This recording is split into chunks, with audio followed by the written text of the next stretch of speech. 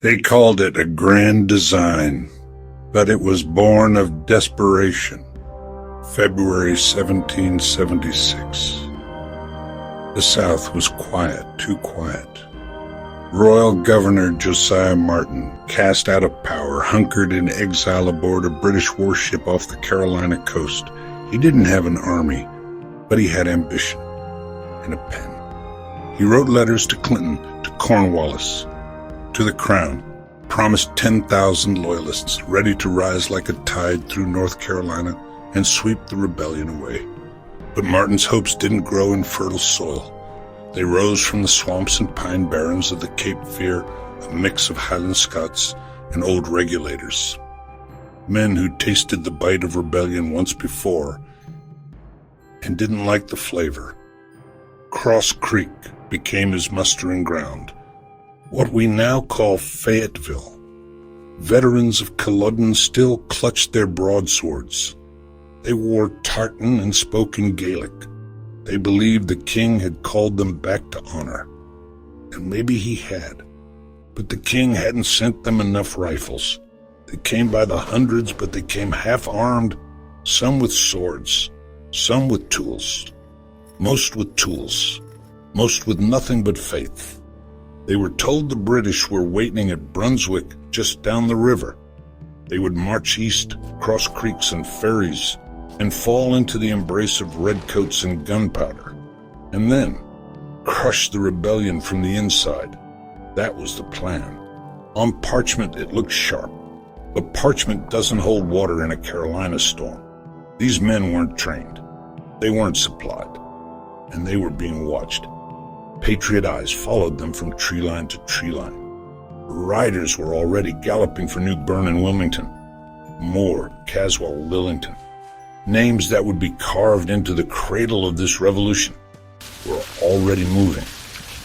And the Loyalists, they just marched day after day through cold rain and boggy roads, believing in a rendezvous that would never come. It wasn't an army.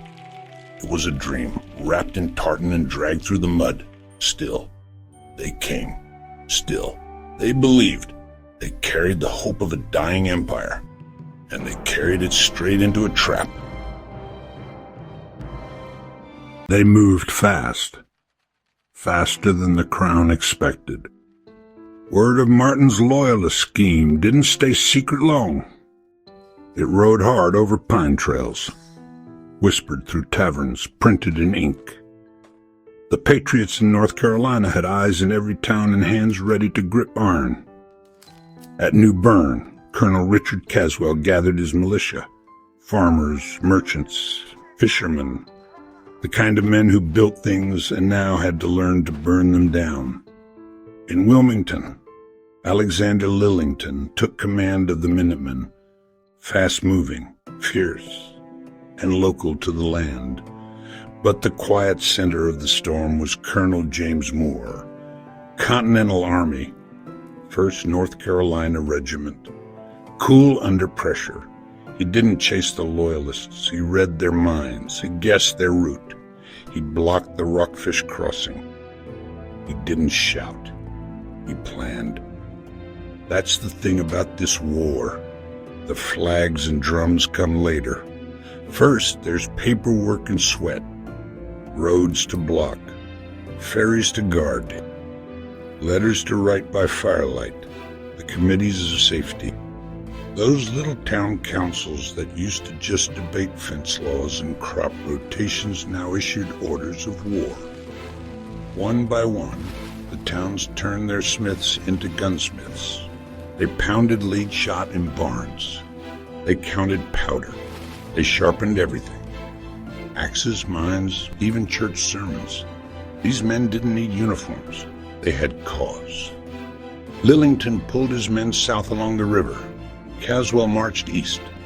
They didn't know exactly where the Loyalists were going. Not yet. But they knew this. If those Highlanders reached the British fleet near Brunswick, it'd be like lighting a match in a powder keg. So they moved. Fast.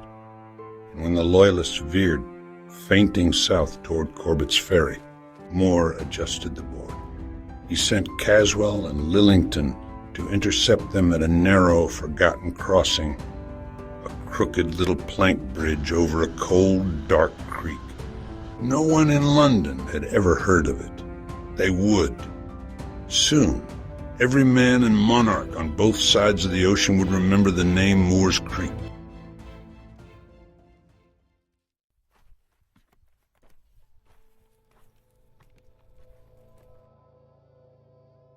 They moved like ghosts in a fog, but their boots still left prints. Mid-February 1776, the Loyalists had begun their long march from Cross Creek, slipping past Moore's roadblock at Rockfish Creek. At first, they moved with purpose. Highlanders, regulators, even a few Crown agents still believed this was their moment. They sang old war songs and prayed for the sight of redcoats near Brunswick. But the road south twisted into something else. Cold rains turned paths to sludge. Supply wagons fell behind. General Donald MacDonald, the one man with any true experience, grew pale and ill. He'd fought at Bunker Hill, and now he sat on a saddle and was too weak to lead. Command passed to Lieutenant Colonel Donald MacLeod. Younger, louder, burning for a clean engagement. When MacLeod learned that Moore had blocked the direct road to Wilmington, he turned the column southeast, toward Corbett's Ferry on the Black River. A long detour over treacherous ground. It was a feint, a gamble. One last push to outmaneuver the Patriots. But the Patriots weren't standing still. Moore read the move and reacted. Like a chess master with calloused hands, he sent Caswell and Lillington to a spot where two rivers met, and where only one bridge crossed, Moore's Creek.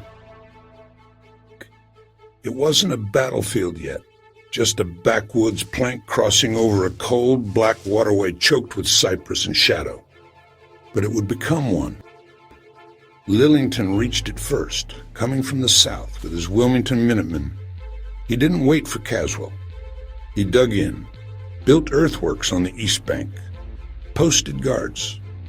The kind of defenses a man builds when he knows the storm is already coming. Caswell arrived soon after with 800 men, mostly militia. No uniforms, just grim hands and determined eyes. They camped on the west bank at first, playing a game of shadows. Then, under the cover of night, Caswell's men crossed the bridge and joined Lillington behind the embankment. Before they left, they greased the bridge girders with tallow and soap, removed the planks, and left their campfires burning bright and visible. A lie by firelight, a trap in the making.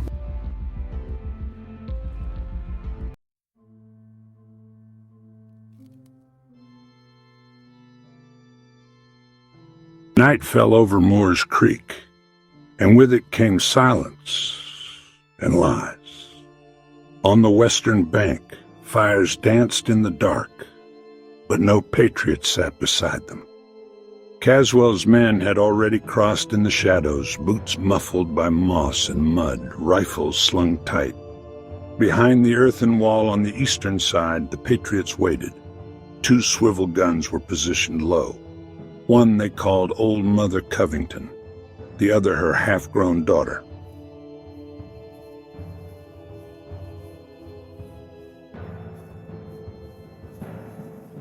They didn't talk much, just loaded, fixed bayonets, dug heels into sand. Some prayed, some spat. A few men slept sitting up, hands wrapped around their muskets like crutches for courage.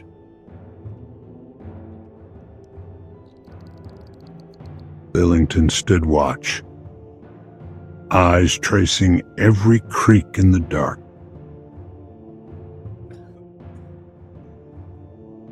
They knew the Loyalists were close, maybe 6 miles, maybe 4. But in these woods, distance means little.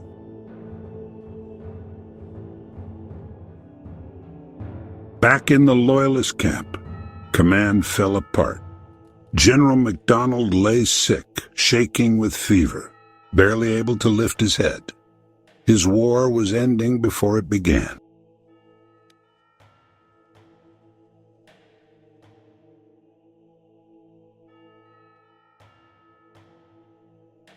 MacLeod saw his chance. A surprise attack, he said, at dawn.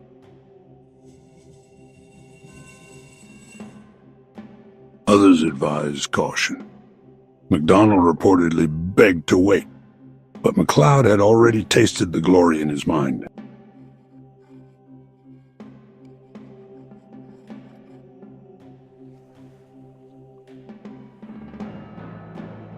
What mattered was that the bridge was no longer a bridge.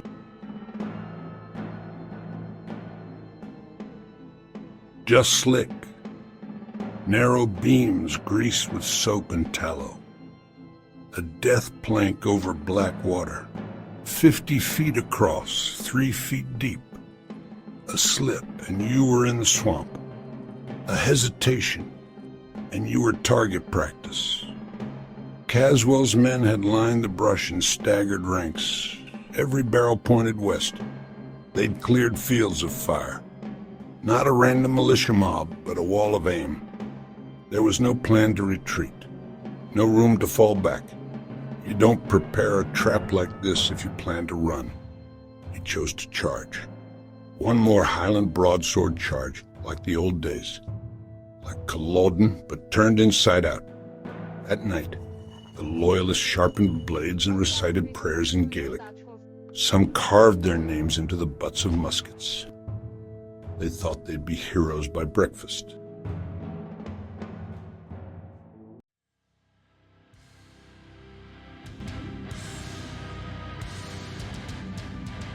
It began just before dawn.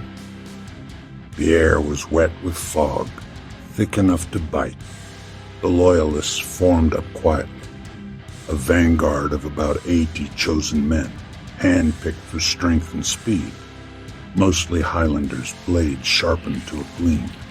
They painted their faces with ash, tied tartan tight around their chests. Pipes began to drone, war pipes, old and eerie, their cry cutting through the trees like something ancient coming alive. Then came the roar. King George and broadswords. And with that, they surged forward. Captain John Campbell led the first wave. MacLeod just behind him, saber drawn, eyes forward. They reached the bridge and saw nothing, just the glow of empty Patriot fires on the far bank. The West Bank camp looked deserted. The trap was working.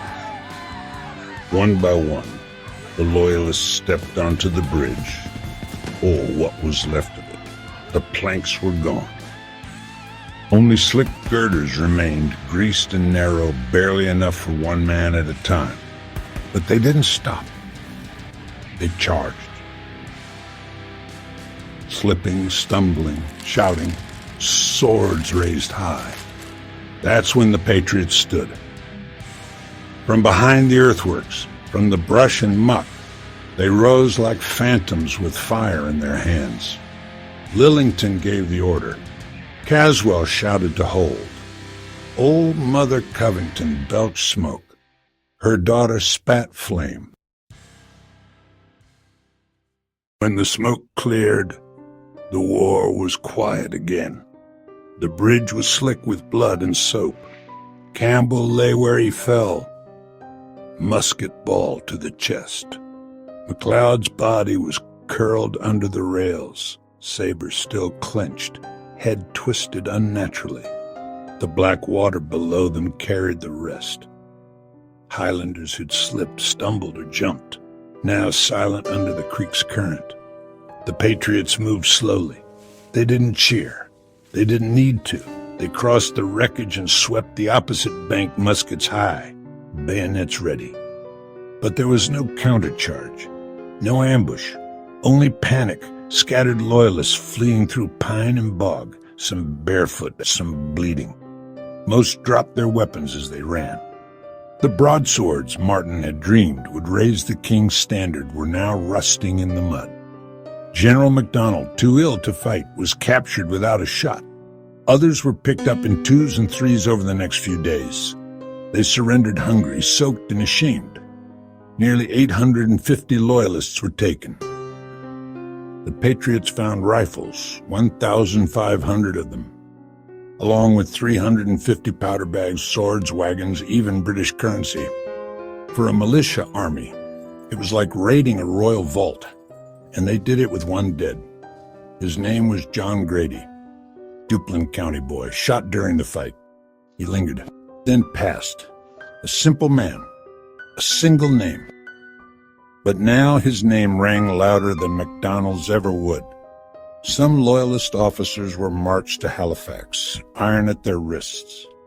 Most common men were paroled, told to go home, never take up arms again.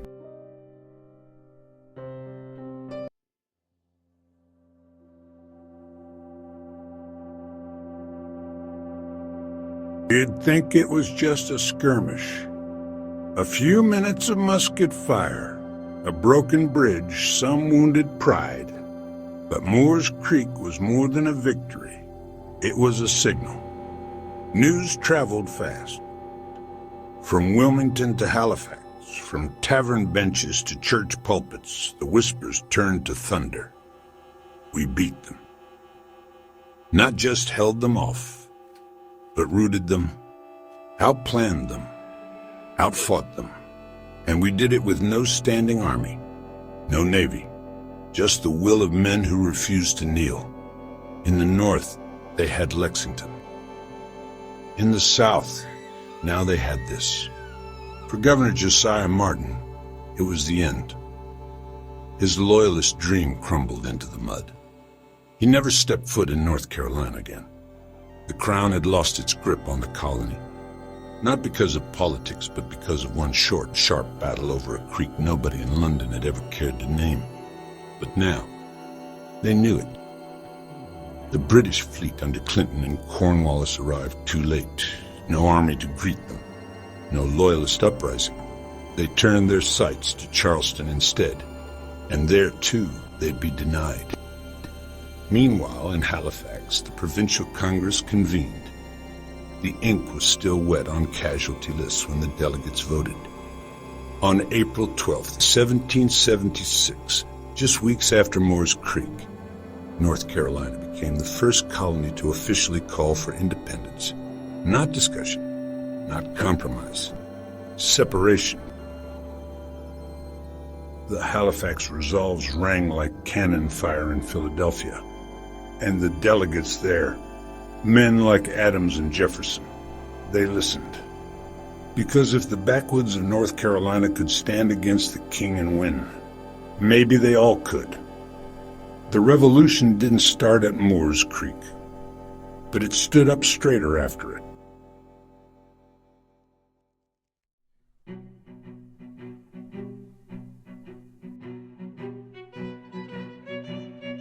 The broadswords stayed behind. Hundreds of them. Claymores, dirks, long Highland blades, once swung in loyalty to kings, now rusting in ditches near a Carolina creek. They say Moore's Creek was the last time the Highland charge was ever used in battle. 1,000 years of tradition. From Culloden to Carolina, ended on that plank bridge. The world had changed. And the old ways, for all their bravery, were no match for powder, patience, and a good musket line. The dead were buried in shallow graves, Loyalist and Patriot alike. No bagpipes for the fallen, no trumpets, just wind in the trees and the soft churn of black water. The bridge was rebuilt. The war moved on. Most of the men who fought there would never see another battle. Some would farm, some would fade. But their names, Grady, Caswell, Lillington, they'd be spoken long after the cannon fire ceased. And the creek, she still runs, silent and dark, through the same Carolina woods. Tourists walk her trails now. They read plaques and pose for photos.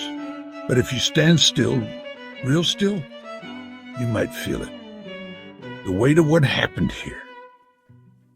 A battle fought in minutes. That reshaped a nation. And a sword, once raised for a king, now buried beneath the roots of a republic.